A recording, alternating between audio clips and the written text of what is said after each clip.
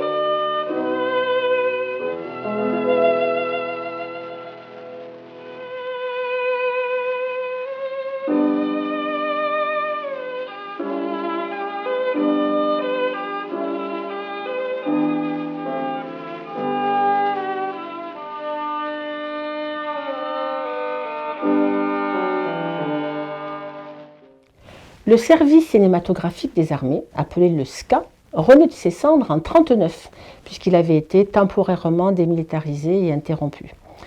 Et ça devient un laboratoire du renouveau du cinéma français. De jeunes appelés du contingent, ils font leurs premières armes. On pourrait citer par exemple Claude Lelouch. On peut citer aussi Philippe de Broca, bien évidemment Pierre Schoendoerffer et Jacques Perrin. C'est d'ailleurs là que Pierre Schoendoerffer et Jacques Perrin ont commencé leur très longue collaboration. En tout cas, ce qui est sûr, c'est que le SCA était à l'époque l'endroit où il fallait être. C'était le renouveau de grands cinéastes, en tout cas de grands noms du cinéma français. C'était de nouvelles façons de filmer aussi. Caméra à l'époque, quelque chose de beaucoup plus dynamique, beaucoup moins statique. C'était vraiment le renouveau du cinéma, ce qui a mené d'ailleurs la nouvelle vague. Et aujourd'hui, le ministère des Armées continue à soutenir massivement le cinéma, puisqu'il a même créé la mission cinéma et industrie créative. Quelques réalisations.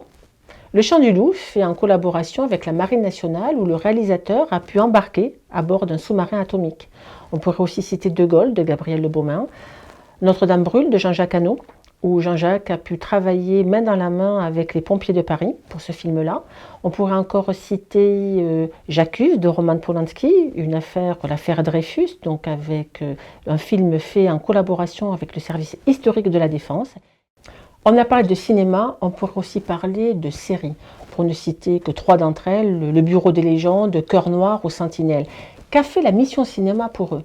Elle a envoyé les scénaristes en immersion, on les a aidés au niveau du développement du scénario pour le rendre le plus crédible, le plus vraisemblable possible, et puis on a même envoyé les acteurs et le réalisateur en immersion complète dans des unités des forces spéciales ou de régiments de l'armée de terre ou d'autres régiments pour qu'ils se rendent véritablement compte de ce qu'est la vie d'un soldat et pour que ce soit un meilleur rendu à l'antenne.